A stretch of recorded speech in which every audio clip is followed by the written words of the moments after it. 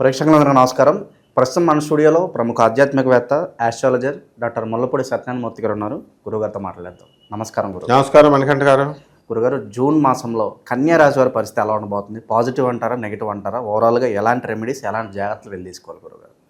కన్యా రాశి వారు అంటే ఎలా ఉంటారంటే స్థిరత్వం ఉండదు, బుద్ధిబలం ఎక్కువ. తర్వాత భార్యాభర్తల మధ్య అన్యోన్యమైనటువంటి దాంపత్యం కొంతకాలం సాగింది. కొంతమంది ఈగోలకు కాదు కానీ డిఫరెన్స్ ఆఫ్ ఒపీనియన్స్ వల్ల కొంచెం కొట్లాటలు జరుగుతున్నాయి.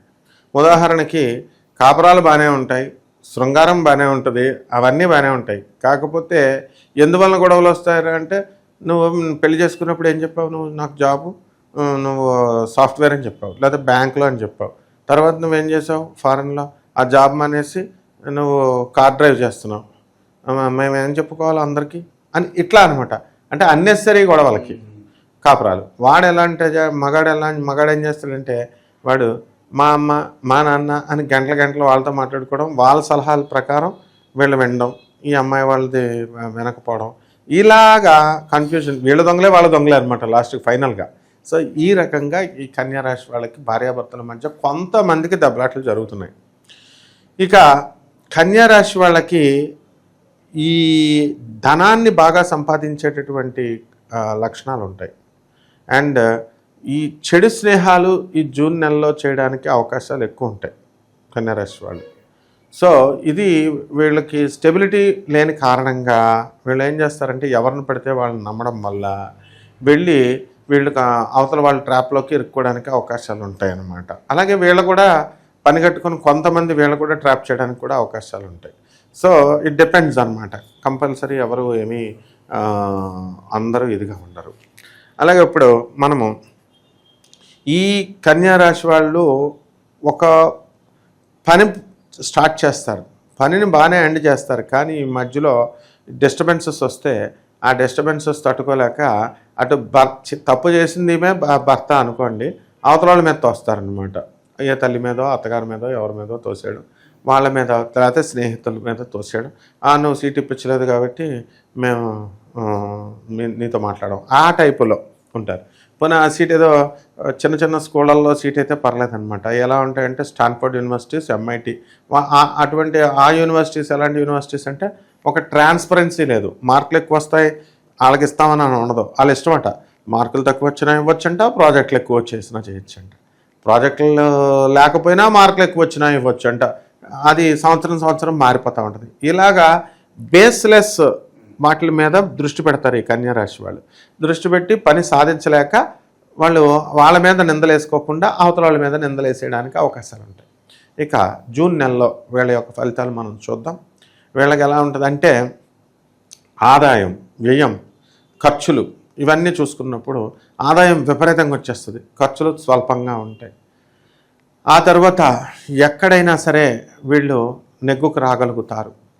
హోటల్ ఇండస్ట్రీ, తర్వాత బ్యాంగిల్స్, ఫ్యాన్సీ స్టోరు, అండ్ అసలు ఈ కన్యా రాశి వాళ్ళు పెట్టుకున్నటువంటి ఆశ్రమాలు పెడుతున్నారు. ఈ మధ్యన బిజినెస్లు అంటే ఏంటంటే మనకి షాపులు ఇవే ఉంటాయి, పీఠాలు, దొంగ పీఠాలు, పెట్టుడు పీఠాలు, దొంగాశ్రమాలు, ఇలాగా. తర్వాత ఇవన్నీ కూడా పర్ఫెక్ట్గా గుళ్ళు కట్టేస్తున్నారు. సో ఇటువంటి గుళ్ళు, ఇలాంటి బిజినెస్ షాపింగ్ కాంప్లెక్స్లలోకి వచ్చేసింది ఇది కూడా. సో అలాంటివన్నీ కూడా పెట్టుకోవడానికి మంచి అవకాశాలు ఉంటాయి. మూడో వ్యక్తి ఎంటర్ అవడం ద్వారా ఏమన్నా వీళ్ళ వైవాహిక జీవితంలో ఇబ్బందులు వచ్చే అవకాశం ఉన్నా గురుగారు? గ్యారంటీగా ఎప్పుడైనా సరే మూడో వ్యక్తి వల్లే వస్తాయి. ఇప్పుడు మనం పేపర్ చూస్తాం, మీడియా చూస్తాం, ఈ 90% ఆఫ్ ద కేసెస్ మూడో వ్యక్తే. ఆ వ్యక్తి బాయ్ ఫ్రెండే అవ్వాల్సిన పని లేదు, గర్ల్ ఫ్రెండ్ అవ్వాల్సిన పని లేదు. పొలాలు పెట్టేవాళ్ళు తల్లిదండ్రులు, అటు తల్లిదండ్రులు, ఇటు మేనమామలో ఎవరో ఒకళ్ళు, మొత్తం మీద మూడో వ్యక్తి వల్లే వీళ్ళకి గొడవలు వస్తాయి జూన్ నెలలో, అందులో డౌటే లేదనమాట. అండ్ వీళ్ళకేంటంటే జాబులు వెంటనే రావాలి, కష్టపడకూడదు. రెఫరెన్స్లు, వీళ్ళేమో స్నేహాలు చేయరు కానీ అవతల వాళ్ళు మాత్రం వీళ్ళకి రెఫరెన్స్లు చేసేయాలి వెంటనే, వీళ్ళు అడిగిన వెంటనే. ఈ రకంగా వీళ్ళంతా కూడా ఈ కన్యా రాశి వాళ్ళు ఉంటారు. చేపల రొయ్యల చెరువులు నడుపుతున్నటువంటి వాళ్ళు, రైతులు, వీళ్ళ యొక్క పరిస్థితులు బాగుంటాయి. అండ్ ముఖ్యంగా శత్రువులపై ఆధిపత్యం. రైతులు పాత ఇది చేసిన వాళ్ళు ఉంటారు. రైతులందరూ కూడా ఏం చేస్తారంటే పాత అప్పులు, ఆ అప్పులన్నీ కూడా వీళ్ళు తీర్చేయడం అనేటటువంటిది జరుగుతుంది. తర్వాత ఈ ఈ యొక్క స్టోరేజ్, కోల్డ్ స్టోరేజ్ హోమ్స్, ఇలాంటివన్నీ కూడా ఓల్డ్ ఏజ్ హౌసెస్, ఇలాంటి బిజినెస్లన్నీ కూడా బ్రహ్మాండంగా ఉంటాయి. అండ్ సొంత ఊర్లకి, ఈ జూన్ నెల కాబట్టి సొంత ఊర్లోనే ఉంటారు. ఆ తర్వాత పిల్లల చదువుల కోసం కొంచెం టెన్షన్ అనేటటువంటిది ఉంటుంది. టెన్షన్లు అవన్నీ కూడా వీళ్ళకి తీర్పడం అనేటటువంటివి జరుగుతాయి. ఫీజులన్నీ పెండింగ్ పనులను కూడా పూర్తి అవకాశం ఎంతవరకు కనిపిస్తుంది గురుగారు? పూర్తయిపోతాయి. 100% పూర్తవడానికి అవకాశాలు ఉన్నాయి. అంటే వీళ్ళు పెట్టుకునే పనులను బట్టి ఉంటుంది. వీళ్ళు ఎలా పెట్టుకుంటారంటే ఒక 50 కోట్లు, 100 కోట్లు, 200 కోట్లు లోన్ రావాలంటే బ్యాంక్ కూడా ఏమిస్తాడు వీడికి? ఏదో 5 లక్షలు, 10 లక్షలు అలాంటివి అడిగితే వెంటనే అయిపోతాయి. సో పెద్ద పెద్ద వాళ్ళకి తలక మించినటువంటి పనులు పెట్టుకుంటే అవి పనులు అవ్వేమో, కానీ మామూలు మిగతావన్నీ కూడా అయిపోవడానికి సో ఈ దూర ప్రయాణాలు చేస్తే కలిసి వచ్చే అంశమేనా అంటారా, లేదంటే అవాయిడ్ చేయడం బెటర్ అంటారా? దూర ప్రయాణాలు చేసుకుంటారు ఎలాగో ఈ నెలలో. వాళ్ళు అవాయిడ్ చేయకపోవడం అనేది ఉండదు. కాళ్ళు కొంచెం కొంతమంది పుట్టింట్లో అక్కడ ఇక్కడ వాళ్ళు వెళతారు కాబట్టి వాళ్ళందరికీ కూడా కొంచెం పనులు తక్కువ ఉండి బాగా తినేసి ఇళ్లలో ఉండడం వల్ల కాస్త ఒబిసిటీ, లావ్ అయిపోవడానికి అవకాశాలు ఉంటాయి. అండ్ షుగర్ పేషెంట్లు వీళ్ళు కూడా కొంచెం లిమిటెడ్గా తినకపోతే షుగర్ వ్యాధులు పెరగడానికి అవకాశాలు ఉంటాయి. ఎందుకంటే అత్తగారింటికి వెళ్తారు, ఫ్రీగా పెడతారు వాళ్ళు, కాబట్టి ఫ్రీగా దొరికింది కదా అని తినేస్తే వీళ్ళు షుగర్లు రావడానికి అవకాశాలు ఉంటాయి. జాగ్రత్తగా ఒబిసిటీ కూడా తగ్గించుకోవాలి. ఇక కొత్త పరిచయాలు ఏమన్నా ఏ అవకాశాలు కనిపిస్తున్నాయా? అయిన వాళ్ళే నమ్మక ద్రోహం చేసే పరిస్థితులు ఏమైనా రాబోతున్నాయి గురుగారు? కొత్త పరిచయాలు అవుతాయి ఖచ్చితంగా. ఇప్పుడు మీరు ఇలా చెడిపోతారు నాయన అని చెప్తాం మనం, చెప్తే వాళ్ళు ఫీల్ అయిపోతారు. ఖచ్చితంగా నేను చూశాను కన్యా రాశి వాళ్ళల్లో కొత్త పరిచయాలు, థర్డ్ పర్సన్ ఎమర్జెన్స్ వల్ల, ఇంటర్ఫీరెన్స్ వల్ల వాళ్ళు దెబ్బతిన్న వాళ్ళు ఉన్నారు. కొత్త పరిచయాలు వాళ్ళ వల్ల వాళ్ళు తప్పకుండా నష్టపోవడానికి అవకాశాలు ఉన్నాయి. వెన్నుపోట్లు కూడా పొడి చేసిన తర్వాత తెలుస్తుంది, ఇప్పుడు తెలియదు వాళ్ళకి. ఇప్పుడు మనం చెప్తే పరుషంగా చెప్తున్నాం, జాగ్రత్తగా ఉండమని చెప్తున్నాం. మేము మంచోళ్ళం కాదా అండి అంటే మంచోళ్ళే, ఎవరు కాదన్నారు? అందరూ మంచోళ్ళే, అందరూ శుద్ధపూసలే. అసలు ప్రపంచంలో ఎవడో చెడ్డోడు అన్నవాడు అంతా శుద్ధపూసలే అనమాట.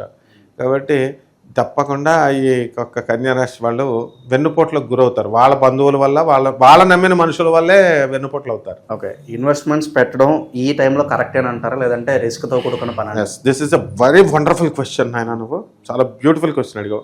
ఈ మధ్యకాలంలో సాఫ్ట్వేర్ ఇంజనీర్లు కానీ డాక్టర్లు కానీ బాగా సంపాదించి నేలల మీద పెడుతున్నారు. దొంగ భూములు క్రియేట్ చేశారు రియల్ ఎస్టేట్ ఏజెంట్లు, బిల్డర్లు. ఎక్కువ వచ్చేస్తాయి. ఏమొచ్చేసినాయి? అందువల్ల ఎవడో కొంటలేదు. ఇప్పుడు మొత్తం సంవత్సరం డౌన్ అయిపోయినాయి. బంగారం విపరీతమైన రేట్లు పెంచేశారు. ఇంకా నాకు తెలిసిన ఒక యాంకర్ ఉంది పద్మావతి అని, ఆ అమ్మాయి ఎప్పుడు ఏమడుగుద్దంటే బంగారం రేటు పెరుగుద్దా గురుగారు, బంగారం మీద ఇన్వెస్ట్మెంట్ పెట్టొచ్చా గురుగారు అంటే, ఆ పిల్లకి సరదా అనమాట పాపం. బంగారం మీద ఆ పిల్ల చెప్పిందని 3 మంది పెట్టేశారు ఇన్వెస్ట్మెంట్లు. పెట్టేసిన తర్వాత మొన్న ఈ మధ్యన కనకదుర్గమ్మ తల్లి గుళ్ళో ఆడు కారు వేసుకుని వెళ్ళారంటే, ఏదో పెళ్ళికి పోతున్న వాళ్ళు, అన్నవరం పోతున్న వాళ్ళు పోకుండా భక్తి ఎక్కువైపోయి కారు అక్కడ పెట్టారంట. కారు అక్కడ పెట్టి అవి దిగి ఆ బంగారం అప్పుడు పట్టుకెళ్ళేది గుడి దగ్గర పట్టుకెళ్ళొచ్చు కదా, అదంతా అందులోనే పెట్టుకుని కిందకి వెళ్ళారంట. గుడికి వెళ్తే వచ్చేసరికి ఇది లేదంట. ఇలాంటి కేసెస్ బంగారం పోయిన వాళ్ళు 100 మంది ఉన్నారు. ముఖ్యంగా ఈ అమ్మాయి ఈ బంగారం గురించి ఎవరిని ఏ గెస్ట్ని అడిగినా సరే బంగారం రేటు పెరుగుద్దా అని అడిగేసరికి బంగారం కొంటే మంచిదని తక్కువని పడేస్తున్నారు అందరూ. కొనేయడం వల్ల ఏమవుతుంది, ఇలాంటి క్లాసులు కూడా ఉంటాయి, దొంగతనాలు ఎక్కువైపోతాయి, దోపిడీలు ఎక్కువైపోతాయి. ఇలాంటి బంగారం వల్ల అసలు చాలా డేంజర్ నాయన. వీళ్ళందరూ ఏం చేయాలంటే చక్కగా సాఫ్ట్వేర్ ఇంజనీర్లు, వీళ్ళు డబ్బులు ఉన్నటువంటి వాళ్ళు సొసైటీకి మెసేజ్ ఇవ్వాలి, మంచి మెసేజ్ ఇవ్వాలి. సో వీళ్ళందరికీ ఈ సంవత్సరం అంతా కూడా శుక్రుడి సంవత్సరం ఇది, శుక్రుడు పరిపాలిస్తున్నాడు. సినిమాలు తీయాలి మంచిగా, మెసేజ్ ఓరియంటెడ్ ఫిల్మ్స్ కనుక తీసినట్లయితే ఇప్పుడు చక్కగా వాళ్ళందరూ కూడా సినిమాలు సూపర్ హిట్ అవుతుంది, డబల్ లాభాలు రావడానికి అవకాశాలు ఉన్నాయి. ఈ భూములు వద్దు మనకి, ఈ ఇళ్ల స్థలాలు వద్దు, ఈ బిల్డింగ్లు వద్దు. ఎన్టీ రామారావు గారికి ఒక ఆయన ఇలాగే సలహా ఇచ్చాడు మా గురువు గారు. ఇచ్చినప్పుడు రాజకీయాల్లోకి మీరు చక్కగా సినిమాల్లో మంచిగా టాప్ అవుతారు అని చెప్పారు. అంతా రామారావు గారు కూడా బోల్సార్లు చెప్పారు, మా గురువు గారు కూడా. తర్వాత ఆయన వెళ్ళాడు, ఇంప్లిమెంట్ చేశాడు, హీరో మెగాస్టార్ అయిపోయాడు. సూపర్ అయిపోయిన తర్వాత రాజకీయాల్లోకి దిగమన్నారు, మినిస్టర్ అయ్యాడు. ఇప్పుడు మన సాఫ్ట్వేర్ ఇంజనీర్లు అంతా ఎందుకు ఇలా ఉండాలా? ఇప్పుడు ఎమ్మెల్యేలు కొంతమంది సాఫ్ట్వేర్ ఇంజనీర్లు లేరా? చక్కగా సినిమాలు తీయాలా, శేఖర్ కొమ్మల లాగా మంచిగా డబ్బులు ఇన్వెస్ట్ చేసి మంచి సినిమాలు తీసి మంచి పేరు తెచ్చుకొని సినిమాల్లో విపరీతంగా వచ్చేయడానికి అవకాశాలు ఉన్నాయి. కాబట్టి వీళ్ళు అలా చేస్తే రాజకీయాల్లో కూడా తర్వాత నెక్స్ట్ స్టెప్లో వెళ్ళొచ్చు, వీళ్ళు మంత్రులు అవ్వచ్చు. కానీ సినిమాలు తీసేటప్పుడు కొంచెం సొసైటీకి పనికొచ్చే విధంగా మెసేజ్ ఓరియంటెడ్ తీస్తే నంది అవార్డులు ఇలాంటి అవార్డులు కూడా రావడానికి అవకాశాలు ఉన్నాయి. వీళ్ళ పెళ్ళాలు వదిలేసిన పెళ్ళాలు వీళ్ళని ఎత్తి మీద పెట్టుకొని పూజిస్తారు కూడా, నంది అవార్డు వచ్చిందని కదా. This is the best business అమ్మా ఇన్వెస్ట్మెంట్స్కి. సినిమాల్లోకి వెళ్తే మంచిది. అయితే గురుగారు ప్రజెంట్ ఉన్న గ్రహస్థితి బట్టి ఎలాంటి రెమెడీస్ వీళ్ళకి బాగా సూట్ అవుతాయి అంటారు? శని అస్సలు బాగుండలేదు, అందువలన శని జపం చేయాలా, శని స్తోత్రాలు చదవాలా. శనికి కిలోంపావు నల్ల నువ్వుల్ని, నల్లని వస్త్రాన్ని పేద బ్రాహ్మణులకి శనివారం నాడు ఉదయం 8 గంటలకు దానం చేయాలా. దశమహావిద్యల్లో ఒకటైనటువంటి మహాకాళి అమ్మవారి యొక్క హోమాన్ని వీళ్ళు చేసుకోవాలా. అలాగే రావి చెట్టు చుట్టూ ప్రదక్షిణాలు చేసుకోవాలి, నీళ్లు బాగా పొయ్యాలా. ఇవి కనుక చేస్తే సరిపోతుంది, అసలు బ్రహ్మాండంగా ఉంటుంది అనమాట. ఈ రాశి వాళ్ళందరికీ కూడా ఏ విధంగా ఉండబోతుందో గురుగారు తెలియజేయడం జరిగింది. మీకు ఏదన్నా సమస్య ఉన్నా, మీకు ఏదన్నా కూడా సంప్రదించాలనుకున్నా, మీ సమస్యకు తగిన పరిష్కారం గురుగారు చూపిస్తారు. సో సంప్రదించండి. నమస్కారం.